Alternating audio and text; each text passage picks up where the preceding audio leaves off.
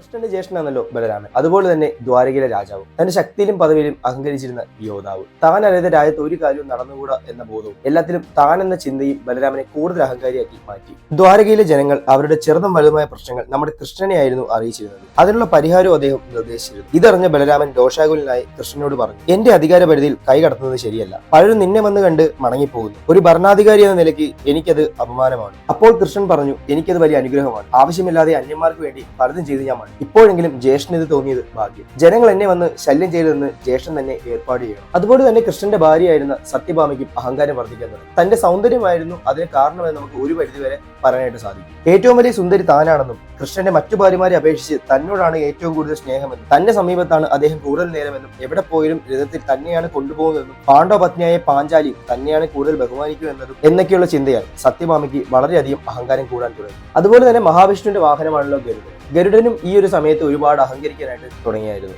ഗരുഡന്റെ അഹങ്കാര കാരണം എന്ന് പറയുന്നത് താൻ സൂര്യസാരഥിയായ അരുണന്റെ അനുജനാണ്. പറവകുലത്തിന്റെ ദേവനും രാജാവുമാണ്. ഇന്ദ്രാദികളെ തോൽപ്പിച്ച് വീറോടെ അമൃതം കരസ്ഥമാക്കിയവനാണ്. സർവോപരി ലോകരക്ഷകനായ മഹാവിഷ്ണുവിന്റെ വാഹനമാണ്. ഇതുപോലെയുള്ള ചിന്തകളാൽ ഗരുഡനും അഹങ്കരിക്കാൻ തുടങ്ങി. ജ്യേഷ്ഠനായ ബലരാമന്റെയും ഭാര്യയായ സത്യഭാമയുടെയും വാഹനമായ ഗരുഡന്റെ അഹങ്കാരം ഇല്ലാതാക്കണമെന്ന് ശ്രീകൃഷ്ണൻ തീരുമാനിക്കുകയാണ്. അങ്ങനെ ഇരിക്കെ ദേവലോകത്തിൽ ഒരു സദസ്സിൽ ഇന്ദ്രാദി ദേവകളും ബൃഹസ്പതി മുതലായ മുനികളും ഗരുഡനും ഇരിപ്പുണ്ട്. ആ സമയം നാരദൻ അവിടെ കയറി ചെന്നു. ബ്രഹ്മപുത്രനായ നാരദമുനിയെ കണ്ട് എല്ലാവരും എഴുന്നേറ്റ് ആദരവ് പ്രകടിപ്പിച്ചു. ഗരുഡൻ മാത്രം എഴുന്നേൽക്കുകയോ അല്പമെങ്കിലും ബഹുമാനിക്കുകയോ ചെയ്തില്ല. അടുത്തിരിക്കുന്ന ഒരു ദേവൻ ചോദിച്ചു, അദ്ദേഹത്തെ കണ്ട് അല്പം പോലും ബഹുമാനിക്കാത്തത് എന്താണ്? അപ്പോൾ ഗരുഡൻ പറയുകയാണ്, ആ ഏഷണിക്കാരനായ അല്ലെങ്കിൽ ഏടാകൂടക്കാരനായ ആ മുനിയെ കണ്ട് ഞാൻ എന്തിനു ബഹുമാനിക്കണം? നിങ്ങൾ ബഹുമാനിക്കുന്ന അയാളെ ബഹുമാനിച്ചുകൊള്ളുക. എനിക്ക് അയാൾ ആരുമല്ല, ഞാൻ അയാളെ ബഹുമാനിക്കാനും പോകുന്നു. ഗരുഡൻ പുച്ഛമായി പറഞ്ഞ ഈ വാക്കുകൾ നമ്മുടെ നാരദമുനി കേൾക്കുകയാണ് ഉണ്ടായത്. ഇത് കേട്ട് ആകെ അപമാനിതനായ നമ്മുടെ നാരദമുനിക്ക് ഒരുപാട് സങ്കടവും വിഷമൊക്കെ ഉണ്ടായി. 2 ദിവസം കഴിഞ്ഞപ്പോഴേക്കും നാരദമുനി നമ്മുടെ ദ്വാരയിൽ ചെന്ന് കൃഷ്ണനെ കാണുകയാണ് ചെയ്തത്. അങ്ങനെ നാരദമുനി കൃഷ്ണന്റെ അടുത്ത് എന്നിട്ടാണെങ്കിൽ താൻ ഇന്ദ്രസദസ്സിൽ വെച്ച് അപമാനിക്കപ്പെട്ട കാര്യങ്ങളെല്ലാം വ്യക്തമായി കൃഷ്ണനോട് പറയുകയാണ് ചെയ്തത്.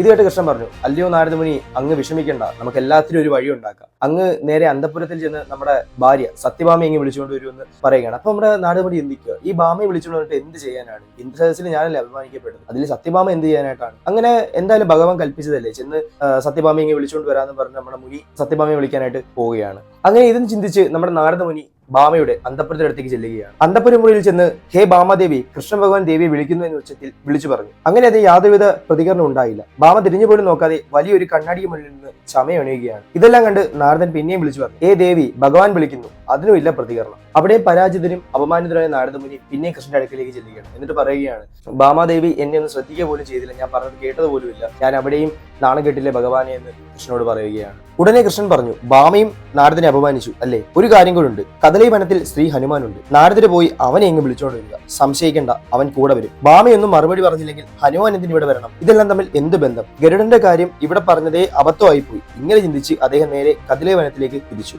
ഹനുമാൻ കണ്ണുമടച്ച് ധ്യാനസ്ഥനായി ഒരു വൃക്ഷത്തിന് ചുവട്ടിൽ ഇരിക്കുകയാണ്. ഹേ വായുപുത്ര, ആഞ്ജനേയ, ഭക്തജനപ്രിയനെ, ഭഗവാൻ ഗോപാലകൃഷ്ണൻ കൽപ്പിച്ചിരിക്കുന്നു അങ്ങൊന്ന് ദ്വാരക വരെ ചെല്ലണമെന്ന്. യാതൊരുവിധ പ്രതികരണവും ഹനുമാനിൽ നിന്ന് നാരദനുണ്ടായില്ല. നാരദൻ പിന്നെയും ഈ കാര്യം ആവർത്തിച്ച് പറഞ്ഞുകൊണ്ടിരുന്നു. ഹനുമാൻ കണ്ണുകൾ തുറന്ന് ഏത് ഗോപാലകൃഷ്ണൻ എന്ന് അലറിക്കൊണ്ട് ചോദിച്ചു. അപ്പോഴാണ് നാരദർക്ക് കാര്യം മനസ്സിലായത്. കൃഷ്ണനെ ഹനുമാന് വലിയ പരിചയമില്ല, ഭക്തിയുമില്ല. മഹാഭാരത യുദ്ധത്തിൽ പാർത്ഥന്റെ കൊടിയിൽ ആകേശിതനായിരുന്നപ്പോൾ കൃഷ്ണനെ ഒരു സാരഥിയായിട്ടാണ് ഹനുമാൻ കണ്ടിട്ടുള്ളത്. ഹനുമാൻ ശ്രീരാമ ഭക്തനാണ്. ശ്രീരാമനോട് മാത്രമല്ലാതെ മറ്റാരോടും ഇവന് ഭക്തിയില്ല. കൃഷ്ണനും വിഷ്ണുവിന്റെ അവതാരമാണെന്നൊന്നും ഹനുമാൻ ഒരു പിടിയില്ലാത്തതുപോലെ ഉടനെ നാരദൻ രാമസ്തുതികൾ ആലപിക്കാൻ തുടങ്ങി. ആ ഇരുന്ന ഇരിപ്പിൽ തന്നെ ഹനുമാൻ നാരദന്റെ അടുത്തേക്ക് അറിയാതെ നീങ്ങി. ഇതുതന്നെ ഹനുമാനെ ആകർഷിക്കാനുള്ള വഴിയെന്ന് കണ്ട് നാരദൻ പിന്നെയും വീണമീട്ടി രാമനാമം ജപിക്കാനായിട്ട് തുടങ്ങി. രാമനാമം പാടിക്കൊണ്ടിരുന്നു. സാവധാനം മുന്നോട്ട് നടന്നു. ഒടുവിൽ വായുവേഗത്തിലും അതിലും വേഗത്തിലും സഞ്ചരിക്കാൻ തുടങ്ങി. അതിനനുസരിച്ച് ഗതിവേഗത്തിൽ ഹനുമാനെ സഞ്ചരിക്കാൻ തുടങ്ങി. ഒടുവിൽ ഹനുമാനെ നാരദൻ ആകർഷിച്ച് ദ്വാരകയിലെ മനോഹരമായ ആരംഭത്തിൽ കൊണ്ടിരുത്തി. ഉടൻ തന്നെ ഇവരെ കൃഷ്ണനെ അറിയിക്കുവാൻ നാരദൻ കൃഷ്ണന്റെ കൊട്ടാരത്തിലേക്ക് ഓടുകയാണ് ചെയ്തത്.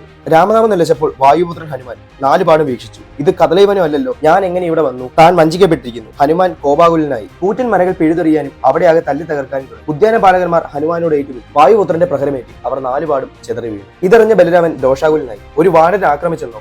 ആ സമയം ദ്വാരകയിൽ ഗരുഡനും ഉണ്ടായി. കൃഷ്ണൻ മനസ്സിൽ വിചാരിച്ചതനുസരിച്ച് ഗരുഡൻ അവിടെ എത്തിയതാണ്. അപ്പോൾ ബലരാമൻ ഗരുഡനെ വിളിച്ചു പറഞ്ഞു, നീ അറിഞ്ഞില്ലേ കോലാഹലങ്ങൾ? ഏതോ ഒരു കുരങ്ങൻ നമ്മുടെ ഉദ്യാനത്തിൽ വന്ന് പരാക്രമങ്ങൾ കാണിക്കുന്നു. അവനെ പിടിച്ചുകെട്ടാൻ പോയ പടയാളികളെ മുഴുവൻ അടിച്ചു വീഴും. നീ പോയി അവനെ കൊല്ലാതെ ഇവിടെ എത്തിക്കണം. എല്ലാവരും ഒന്ന് കാണട്ടെ അവനെ. തൽക്ഷണം ഗരുഡൻ ഉദ്യാനത്തിലേക്ക് പറന്നു. പക്ഷേന്ദ്രൻ തന്റെ പക്ഷങ്ങൾ വിടർത്തി ഹനുമാനെ ഒന്ന് ആഞ്ഞടിച്ചു. ഗരുഡന് അത് മാത്രമേ പിന്നെ ഓർമ്മയുള്ളൂ. ഹനുമാന്റെ പ്രഹരത്തിൽ ഗരുഡൻ നിലത്ത് കിടന്ന് മണ്ണ് തിന്നു. ചിറകും കാലുകൾ ഒടിഞ്ഞു തൂങ്ങി. കൃഷ്ണ ഭഗവാനെ എന്ന് പ്രാർത്ഥിച്ചു. ഇത് കണ്ട് ഭയന്ന ജനാവലി ബലരാമന്റെ അടുക്കിലേക്ക് ഓടി വിവരങ്ങൾ ധരിപ്പിച്ചു. ഗരുഡനെ മർദ്ദിച്ച് അവശനാക്കി. ഇങ്ങനെ പോയാൽ അവൻ ദ്വാരക ഇല്ലാതാക്കും. പണ്ടൊരു വാനരൻ ലങ്ക കത്തിച്ച് ചാമ്പലാക്കിയ ഒരു കഥ കേട്ടിട്ടുണ്ട്. അവനോ മറ്റോ ആണോ ഇത്? അത്രയ്ക്കായോ അവനെ പിടിച്ചു കെട്ടിയിരുന്ന കാര്യം? ബലരാമന്റെ ശക്തിയായി ആ ചാവാലി വാണ്ട് ഇന്നറിയും. സുശക്തമായ ഒരു പടയും കൊണ്ട് ബലരാമൻ ആ വാനരനെ ബന്ധിക്കാനായിട്ട് പുറപ്പെട്ടു. എന്നാൽ ആഞ്ജനേയനും ബലരാമനും തമ്മിൽ ശക്തമായ ഘോരമായ ഒരു യുദ്ധം അവിടെ ഉണ്ടാവുകയാണ് ചെയ്യുന്നത്. അവസാനം ആഞ്ജനേയന്റെ മർദ്ദനമേറ്റ് ബലരാമൻ നിലംപതിക്കുകയാണ് ഉണ്ടായത്. ഇത് കണ്ട് കൂടെ നിന്ന എല്ലാവരും അല്ലെങ്കിൽ പടയാളികളും അവരുടെ ജനങ്ങളും എല്ലാം ഒരുപാട് ഭയപ്പെടുകയാണ് ചെയ്തത്. സുശക്തനായ ബലരാമനെ വീഴ്ത്തിയ വാനരൻ അത്ര നിസ്സാരനല്ലെന്ന് ബോധ്യമായി. ഗരുഡൻ ഒടിഞ്ഞു കിടക്കുന്നു. ബലരാമൻ ഇനി ഒരടി അനങ്ങാൻ കഴിയാതെ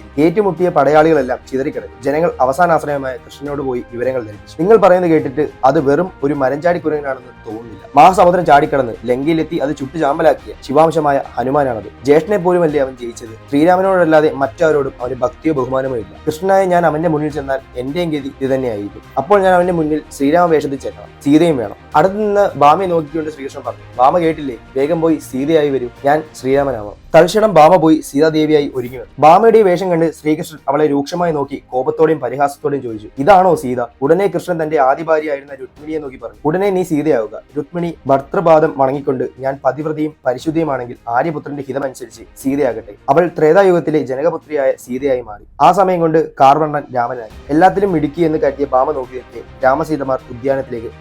സീതാസമേതനായി എത്തുന്ന രാമനെ കണ്ട് ഹനുമാൻ രാമന്റെ പാദങ്ങൾ വന്ദിച്ചു. ഭക്തനെ പിടിച്ച് എഴുന്നേൽപ്പിച്ചിട്ട് അരുൾ ചെയ്തു, നിനക്ക് ദർശനം നൽകാനാണ് ഞാനിവിടെ വന്നത്. എല്ലാവിധ മംഗളങ്ങളും നിനക്ക് ഉണ്ടാകട്ടെ. ത്രേതായുഗത്തിൽ നീ കണ്ട ശ്രീരാമൻ തന്നെയാണ് ഞാൻ. എന്നാൽ ഈ ദ്വാപരയുഗത്തിൽ എന്റെ പേര് കൃഷ്ണൻ എന്നാണ്. ഞാൻ കൃഷ്ണനായി അവതരിച്ചിരിക്കുകയാണ്. ത്രേതായുഗത്തിലെ ശ്രീരാമനും ദ്വാപരയുഗത്തിലെ ശ്രീകൃഷ്ണനും ഒരാൾ തന്നെയാണ്. അവർ തമ്മിലുള്ള സംഭാഷണം അവസാനിച്ചപ്പോൾ രുക്മിണി അന്തഃപുരത്തിലേക്ക് മടങ്ങി. ശ്രീകൃഷ്ണൻ അവിടെ വീണ് കിടന്ന ജ്യേഷ്ഠന്റെ അടുക്കിലേക്ക് പോയി അദ്ദേഹത്തെ പിടിച്ചെഴുന്നേൽപ്പിച്ചു. ഒരു അത്ഭുതം പോലെ അദ്ദേഹത്തിന്റെ പരിക്കുകൾ മാറി. കൃഷ്ണ, അഹങ്കാരത്താൽ നിന്റെ മഹത്വം ഞാൻ മറന്നു എന്ന് സങ്കടപ്പെട്ടപ്പോൾ അങ്ങ് എന്റെ ജ്യേഷ്ഠനാണ് എന്ന് പറഞ്ഞ് അദ്ദേഹത്തെ സമാധാനപ്പെട്ടു. നേരെ ഗരുഡന്റെ അടുക്കിലേക്ക് പോയ കൃഷ്ണൻ എന്തു പറ്റിയെന്ന് ചോദിച്ച് എഴുന്നേൽപ്പിച്ച് അവന്റെ ക്ലേശങ്ങളും മാറ്റി. തന്റെ അഹങ്കാരത്തിന്റെ ബലമാണ് താൻ അനുഭവിച്ചതെന്നും കൃഷ്ണപാദങ്ങൾ വീണ് ഗരുഡൻ നമസ്കരിച്ചു. എല്ലാവരും കാണുക ജാലതയായ സത്യഭാമയുടെ അഹങ്കാരവും ശമിച്ചു. അങ്ങനെ 3 പേർ അഹങ്കാരവും ഒന്നിച്ചു തീർത്ത കൃഷ്ണനെ നാരദർ വാനവീതികളിൽ പാടിപ്പുകഴ്ത്തി. അപ്പോൾ നമ്മുടെ ഇന്നത്തെ വീഡിയോ നിങ്ങൾക്ക് ഇഷ്ടമുണ്ടെങ്കിൽ വീഡിയോ ലൈക്ക് ചെയ്യുക. നിങ്ങളുടെ അഭിപ്രായങ്ങളും നിർദ്ദേശങ്ങളെല്ലാം കമന്റുകളിൽ രേഖപ്പെടുത്തുക.